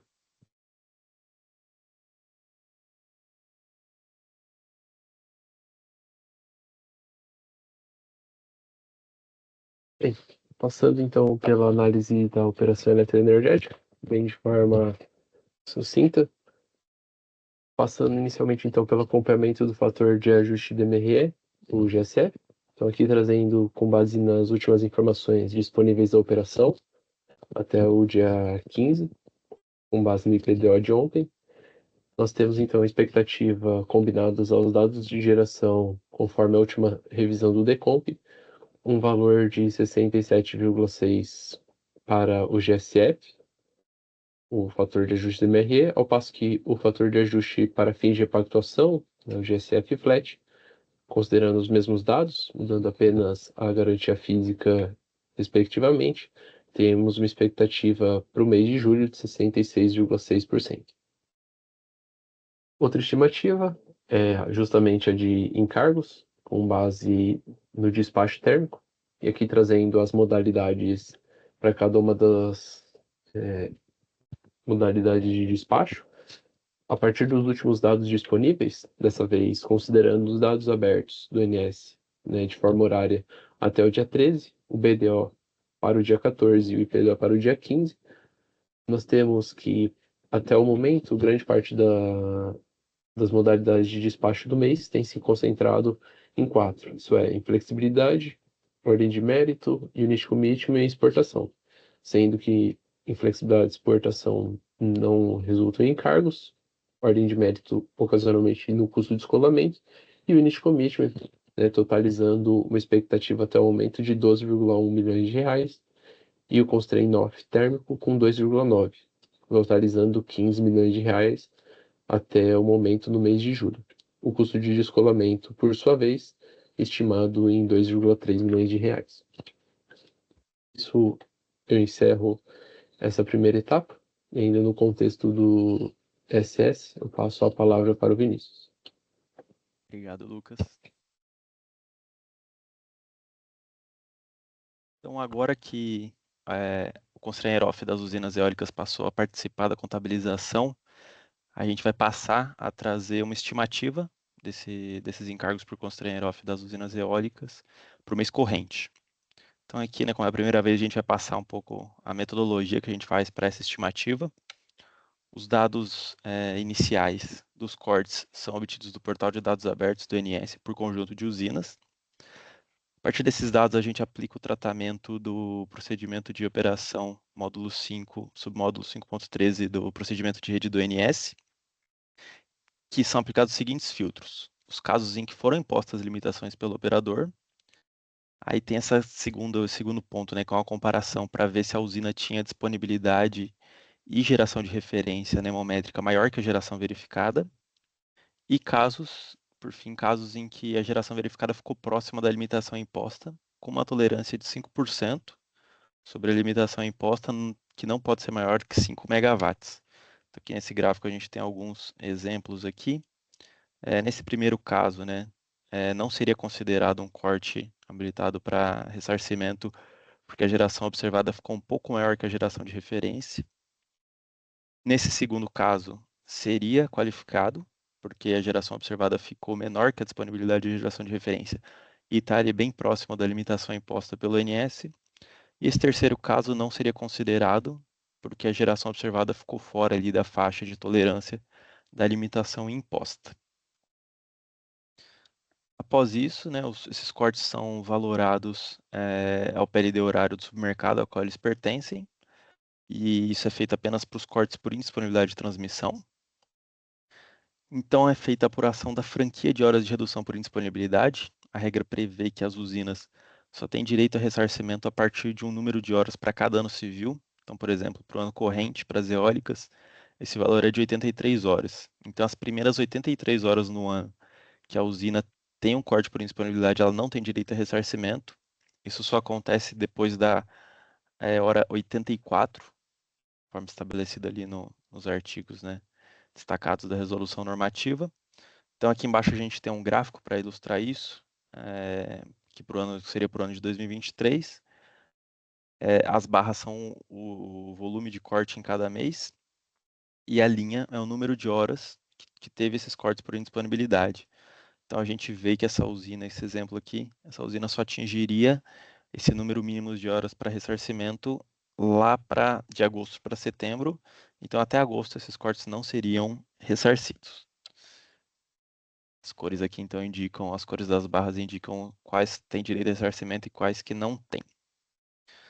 Após isso, é feito a apuração também, né, uma outra regra é a da garantia física da usina. Então, a partir de quando ela começa a ser ressarcida aqui, ela só pode ser ressarcida até um volume anual ali para sua garantia física. Então, a garantia física dela forma um saldo anual para a usina, multiplicando pelo número de horas do ano. E aí, conforme esses cortes vão sendo ressarcidos, vai abatendo desse saldo. Quando esse saldo todo é consumido, a usina também não tem mais direito a ressarcimento. E por fim, né, a gente traz aqui que a gente tem essa apuração a partir do ano de outubro de 2021, que é quando entrou aí no regime permanente de reconhecimento do constraint off, conforme a resolução normativa. E só para destacar duas simplificações que a gente faz no cálculo, uma é que a gente não considera as perdas da rede, e a outra é que a gente não considera a gente considera as usinas aglomeradas por conjunto. Então, a contabilização oficial faz por usina, e aqui nesse cálculo, essa estimativa a gente faz por conjunto de usinas, que pode trazer alguma diferença em relação ao que vai vir na contabilização. Então, aqui estão os resultados dessa estimativa de ESS por corte de geração de usinas eólicas para julho. A gente tem dados aqui até o dia 15, mas no dia 14 e 15 não teve nenhum corte realizado, né, por indisponibilidade. Então aqui a parte de cima são os volumes cortados após aquele procedimento, né, aquela filtragem do procedimento de rede. E aqui embaixo a valoração financeira já nos encargos após aquelas apurações de franquia, garantia física e aplicação do PLD horário de cada supermercado. Então, para o mês de julho até o dia 15, a gente tem uma estimativa para o constraint off eólico de 4,5 milhões de reais. Com isso eu finalizo aqui e devolvo a palavra para o Lucas.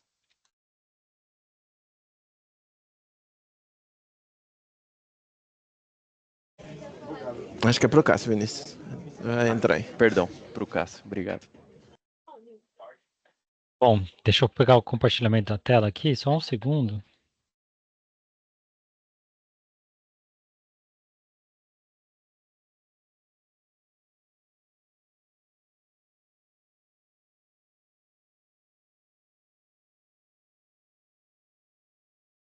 Bom, boa tarde novamente, eu acho que vocês estão vendo a tela.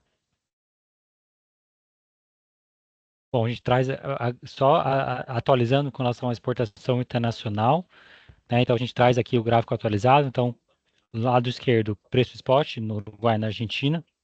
Então, a Argentina, a gente vê de forma mais constante ali, valores de preço spot, de certa forma, elevados, ali no caso de 500, 600 reais por megawatt-hora nos últimos dias, em comportamento mais volátil, no caso do Uruguai, a gente vê valores bastante elevados em alguns dias e valores bastante baixos em outros dias, né? O Uruguai é um país pequeno e também tem influência direta ali, tanto nos períodos de final de semana, então a expectativa é de quedas nos períodos de final de semana e nos períodos de geração eólica mais elevados ali no Uruguai, também são esperadas os preços mais baixos ali no Uruguai. Temos de exportação verificada, lembrando que a gente traz esses dados sempre do informativo do INS, do IPDO. A gente tem exportado, né, desde ali ao longo do último mês para ambos os países, né? Então, para a Argentina em montantes mais elevados, ali passando de 1 gigawatt médio, mais recentemente para o Uruguai, desde o final do mês passado, montantes mais baixos. Com relação à fonte de exportação, então a gente deixa esse gráfico ilustrativo, né, da fonte de exportação, a gente consegue ver que a fonte majoritária é a fonte termoelétrica, né, então representado aqui na cor vermelha e na cor azul a parcela de geração hidráulica para a exportação, né? E só lembrando que alguns dias aqui a exportação hidráulica ela ocorreu para o Uruguai mais no quesito ali de devolução do saldo emergencial de teste, né, que nós tínhamos ali com eles, e a partir ali de julho a gente tem já a exportação comercial. E no gráfico a seguir a gente traz a exportação térmica, as usinas que despacharam para exportação ao longo desses últimos dias, das últimas semanas, né? A gente nota aqui que são muitas usinas que despacharam para exportação para a Argentina e também mais recentemente para o Uruguai. E nós deixamos aqui o último CVU, né, os CVUs atualizados dela, mas a gente sempre relembra, né, que essa negociação entre o agente exportador, entre a usina geradora, né, e o importador é realizada bilateralmente, essa negociação. E a estimativa de compensação conta-bandeira, são as usinas aqui demarcadas com asterisco, elas possuem contratos no ambiente regulado e precisam realizar essa compensação nos períodos ali que elas geraram para exportar, proporcional ali a sua receita fixa. Bom, são dados ali que são estimados pela nossa área, né? Então não refletem exatamente o que vai acontecer no dado contabilizado, mas a gente nota que tem uma aderência bastante grande. Então, para o mês de junho, algo em torno de 5,5 milhões de reais de estimativa, e já para essas primeiras 2 semanas de julho, quase 12 milhões de reais. Com relação à ocorrência de divertimento turbinável, né? Então, a gente teve ali em alguns dias a exportação para o Uruguai, nessa modalidade. A gente traz aqui a informação disponibilizada pelo INS de energia de vertimento turbinável de fato, né, que é ocorrida no SIM, né? Então não correspondente àquela parcela que foi utilizada para exportar, né? Então aqui é de fato o vertimento. Então a gente nota que a gente tem vertimento ao longo de todos os dias, sobretudo nas cargas leves, né, carga líquida mais leve, e reduz na carga pesada. Temos tanto para o submercado sudeste quanto para o submercado sul. Bom, com relação a esse tópico, né, de exportação, esse que a gente tinha para apresentar, eu passo a palavra agora para o Humberto dar continuidade. Bom, obrigado, Cássio.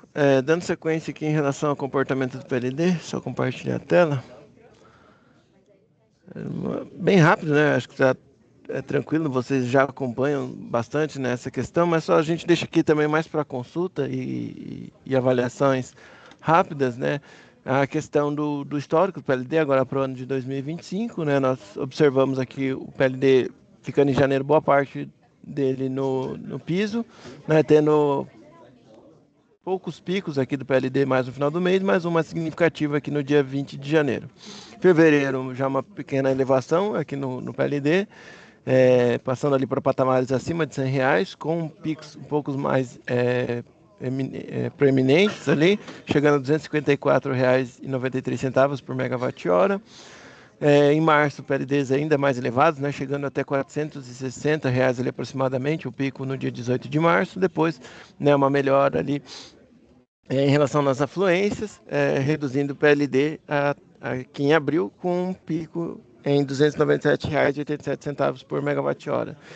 Depois, né, em maio e junho, se manteve ali num patamar entre R$250, R$300 em termos de pico, né, 300 e poucos reais, chegando a R$341 de pico em maio, no dia 21, e no dia 4 de junho, R$330 por megawatt-hora de pico.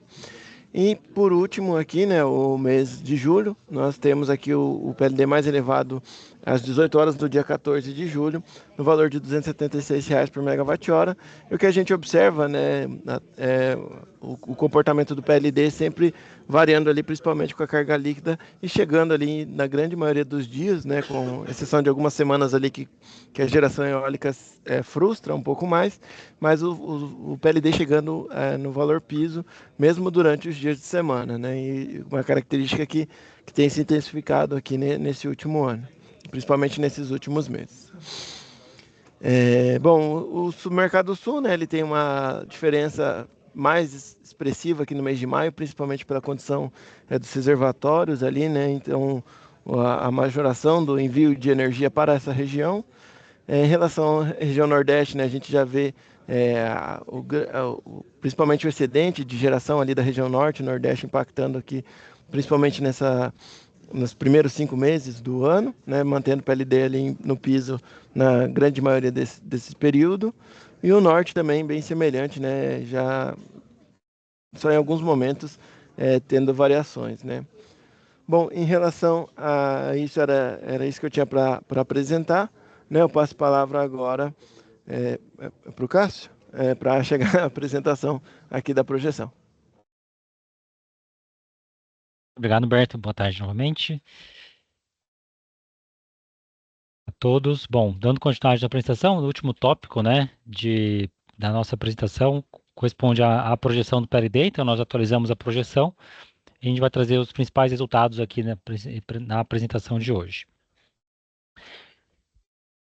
Bom, só começando aqui com um disclaimer, né, a gente ressalta que é de responsabilidade exclusiva dos agentes de mercado e demais interessados a obtenção de outros dados e informações, realização de análises, estudos e avaliações para fins de tomada de decisões, definição de estratégias de atuação e comerciais, assunção de compromissos e obrigações e quaisquer outras finalidades. E não cabe atribuir à CCE qualquer responsabilidade pela tomada de decisões administrativas e empresariais relacionadas a este tema. Bom, em termos de resultados da projeção, só resgatando nossa projeção, ela tem um mês inicial em agosto, né? Então ela inicia em agosto e tem um horizonte de 14 meses à frente, então vai até setembro de 2026. Aqui para a nossa apresentação de hoje, a gente está trazendo as duas sensibilidades, né? Duas projeções. A primeira considerando a projeção de ENA via redes neurais artificiais, e a segunda, execução do modelo SMAP estendido, né, com horizonte de 21 e 22, né, agosto de 21 até setembro de 2022. A gente deixa as nossas outras sensibilidades nos anexos dessa apresentação, e também a gente coloca sempre nos nossos boletins no Informa CCE, que pode ser consultado diariamente. E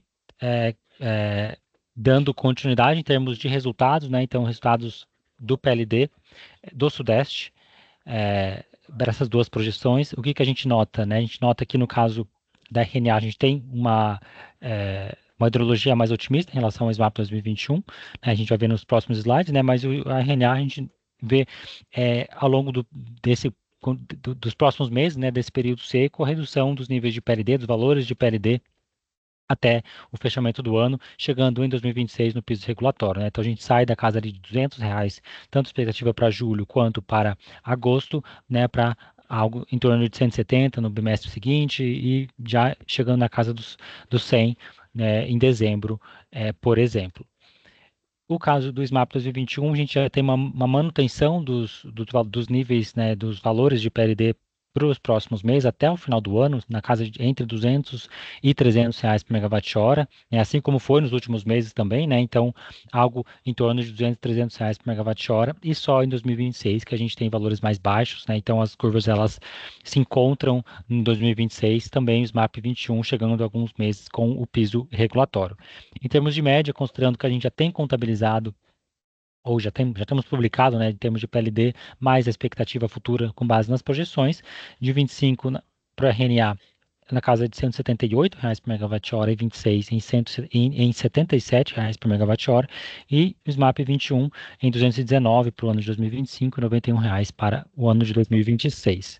Só lembrando que aqui as projeções elas levam em consideração apenas os modelos New Wave e Decomp, né? A gente não tem aqui ainda, né, exercitado com relação à projeção considerando o modelo D100, só lembrando que o modelo D100 ele é mais sensível a questões de carga líquida, tanto para vales, como a gente tem visto nas últimas semanas, né? Então os vales de PLD por conta da alta incidência solar no período da manhã e tarde, quanto eventualmente picos de PLD que são esperados para o final do ano. E exercitando um pouquinho aqui com relação ao desacoplamento do PLD, né, que a gente não tem expectativa para nenhuma das projeções ao longo dos próximos meses de desacoplamento entre Sudeste e Nordeste, que é o que a gente está trazendo nesse gráfico, apenas aí no caso de 21, 22 para o janeiro de 2026 esperado de desacoplamento. Em termos que foi considerado na nossa projeção de energia natural fluente, o percentual da MLT, então a curva em vermelho é RNA, a curva em verde é SMAP 2021-2022, RNA mais otimista nos próximos meses, né, na casa de em todos os meses, até o final do horizonte da projeção, sempre entre 80% e 90% da média de longo termo, né, e em alguns momentos até próximos à MLT. Já o caso 2021-2022, valores mais baixos nos próximos meses, na casa de 70% da MLT, e eles se elevam apenas a partir de outubro, novembro, chegando ali até valores acima da MLT em 2026. Então, é uma ENA, principalmente nos primeiros meses, mais pessimista, e né, em relação ao nosso outro cenário, e no ano seguinte, em 2026, já entrando no ano de 2026, né, a gente vê que as curvas elas se cruzam em alguns momentos, né? Então, a gente tem em ambos os cenários, em alguns meses ali, piso regulatório. Com relação à expectativa de armazenamento no SIM, percentual da energia armazenada máxima, né, do SIM, no caso RNA, a gente tem um depressionamento, né, ao longo desse período seco até a casa de 60% de armazenamento no SIM, né, muito próximo àquilo que a gente viu em 2023, no final de 2023, né, vindo ali de um período hidrológico bastante favorável. Então, a expectativa do RNA seria algo em torno de 60%, e o replecionamento para o próximo período úmido ali até níveis de 95 pontos percentuais da energia armazenada máxima, ainda acima do que a gente viu nos últimos anos. Já para o caso de 2021, os níveis dos reservatórios depressionariam até ali algo em torno de 54% de armazenamento, e o replecionamento até a casa de 90%, um pouquinho abaixo de 90% de armazenamento no SIM, né? Também bastante próximo ao que a gente viu no ano de 2023, né? Então, no final ali do período ali do ano de 2023, na casa de entre 80% e 90% de armazenamento. Com relação a Desculpe, né? Só reforçando, no final do período seco do ano do período úmido do ano de 2023, né? Então, em meados do ano de 2023. E com relação à expectativa do GSF para esses dois cenários, lembrando que a gente vai deixar todas essas informações dos demais cenários em nossos anexos, né, mais a estimativa de garantia física, considerando já os dados contabilizados e a expectativa futura de julho a dezembro, então contabilizado até junho, de julho a dezembro, expectativa futura. Julho é com base no que a gente tem semanal, ou seja, com base no modelo Decomp, do ONS, e agosto em diante, nossa projeção, que a gente acabou de apresentar os resultados. Média para 25 em 84,5, considerando o caso RNA. e uma geração hidráulica um pouquinho mais baixa, né? Então condições hidrológicas um pouco mais desfavoráveis no caso de 2021. Então a média de 25 esperada, considerando este cenário, em 83,6.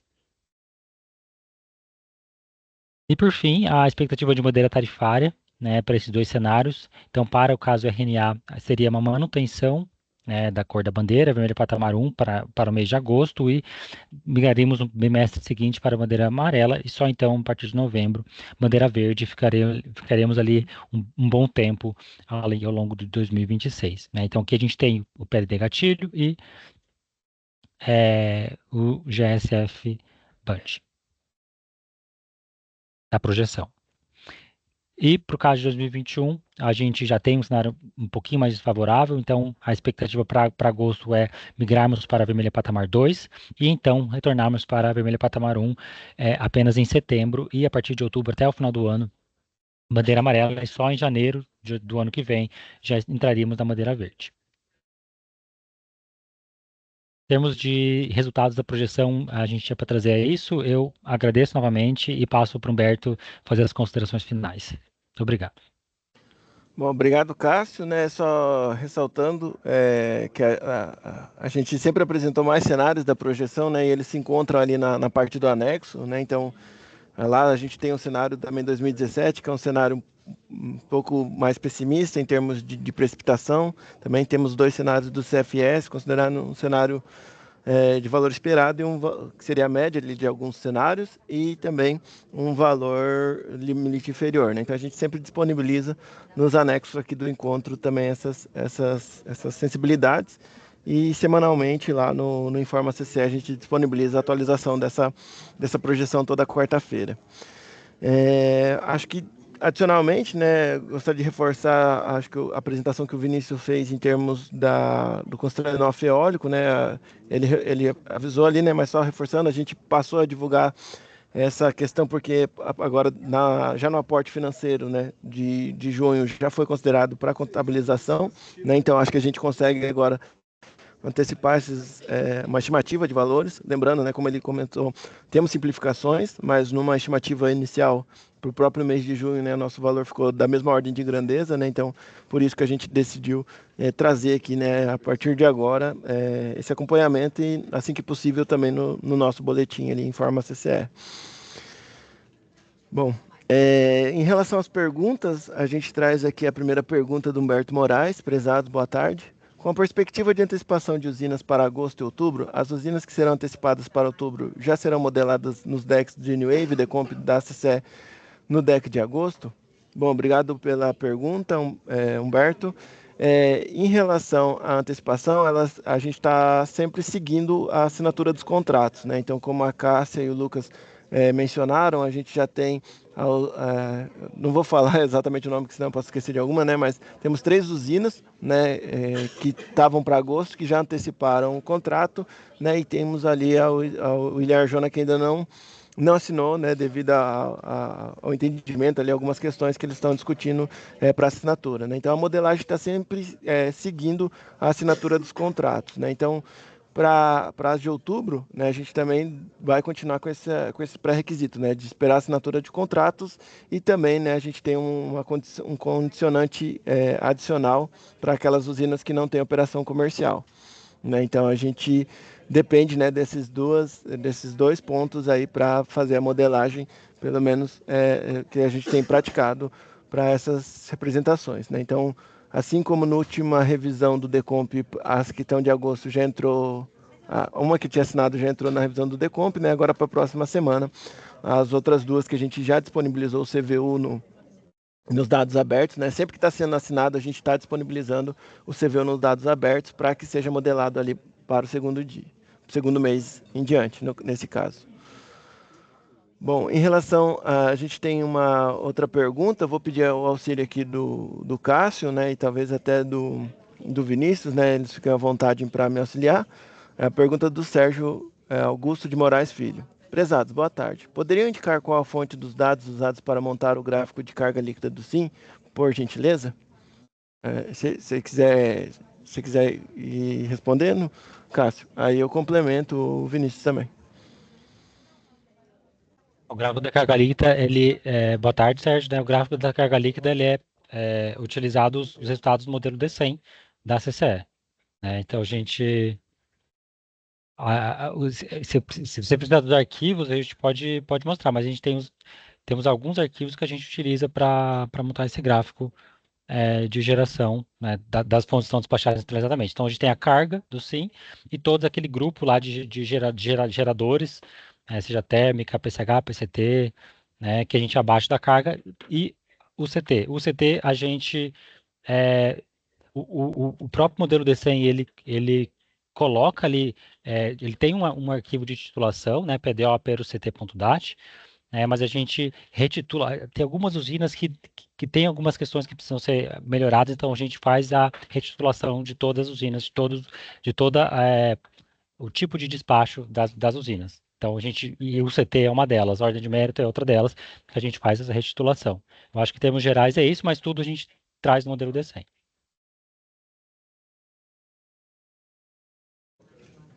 Bom, obrigado, Cássio. Bom, a próxima pergunta aqui, né, eu vou ler, a gente já chegou até a mandar o link aqui, mas para todos ficarem cientes e também, se precisar depois procurar esse link aqui no chat, né? Bom, a pergunta também do Humberto Moraes, pode informar qual é, e se possível passar o link para a nota técnica mencionada que trata da representação da atualização dos limites de intercâmbio entre Norte, Nordeste e Sudeste? O link do relatório de diretrizes das interligações Norte, Nordeste, Sudeste, Centro-Oeste permanece o mesmo desde o dia 27 de junho no Sinteg.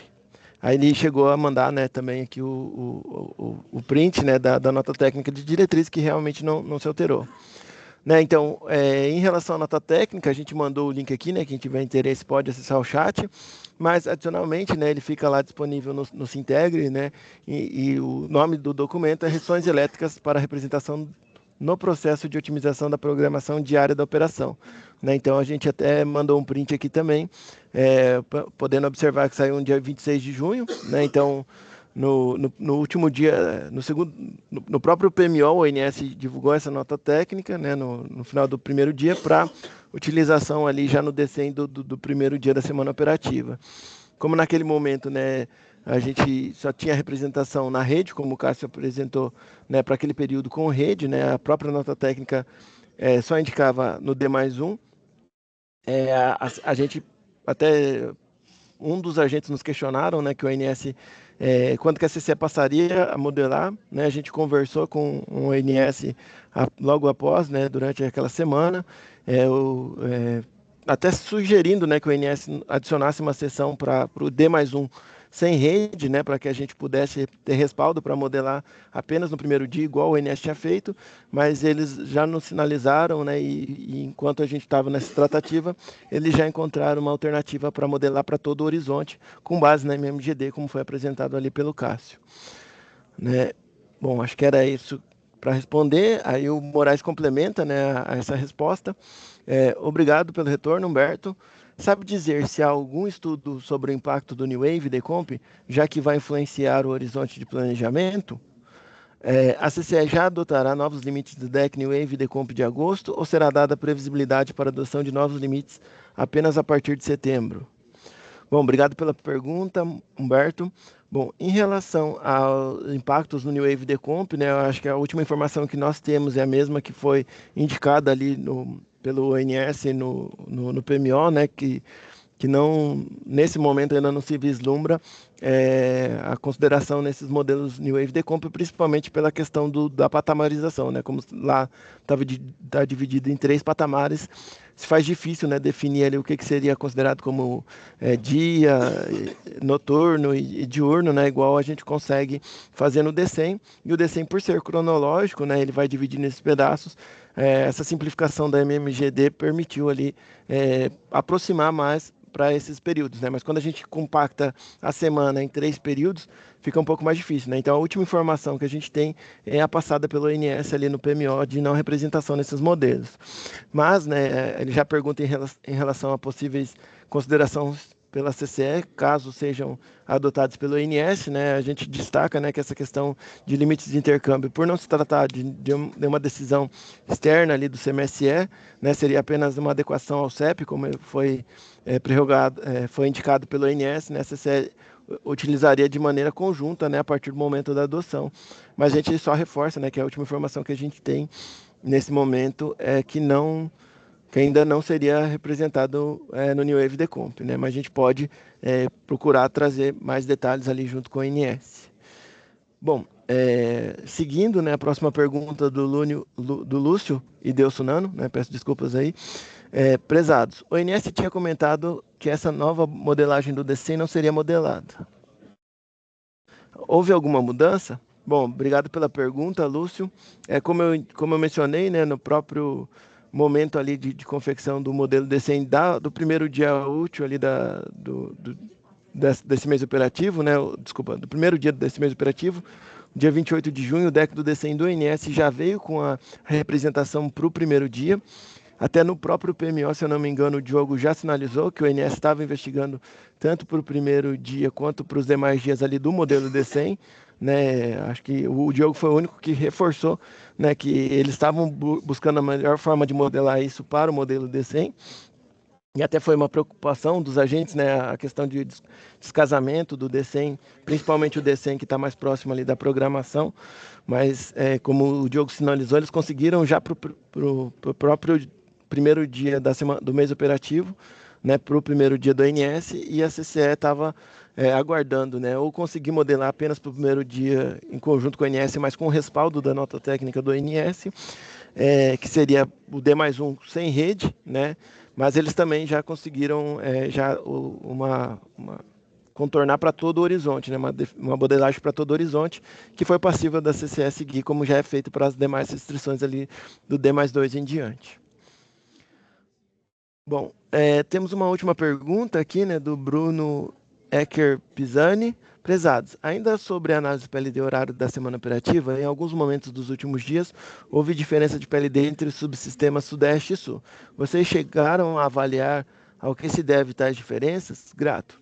Bom, obrigado pela pergunta, Bruno. Basicamente, o que a gente conseguiu investigar foi mais a questão do atingimento do limite de intercâmbio, né? Eu acho que houve até uma pergunta semelhante ali na reunião semanal, né, do PMO na última sexta-feira, que estava associado mais à questão, né, das altas afluências que teve no Sul, o Sul com um nível de partida bom, né, mas o que a gente tem observado é que as afluências lá ali na região sul já se reduziram, né, então a gente vê que mesmo com o modelo Decomp, ele já enxerga reduções ali no armazenamento para o final desse mês e para o final do mês seguinte, né, ainda com níveis bem otimistas ali de reservatório. Em contrapartida, ainda a gente encontra gerações significativas ali para Giral, Santo Antônio, né, até vertendo em parte do dia, né? Então a gente está entendendo que a gente tem um excesso ainda de geração ali na região sudeste e ele prefere minimizar o sul e manter essa geração ali no sudeste, principalmente nessas usinas fio d'água, mas também em outras usinas e vindo ali das demais regiões norte e nordeste que impactam ali no atingimento de limite de intercâmbio da região sul, descolando esse preço em algumas horas ali em relação ao mercado sudeste.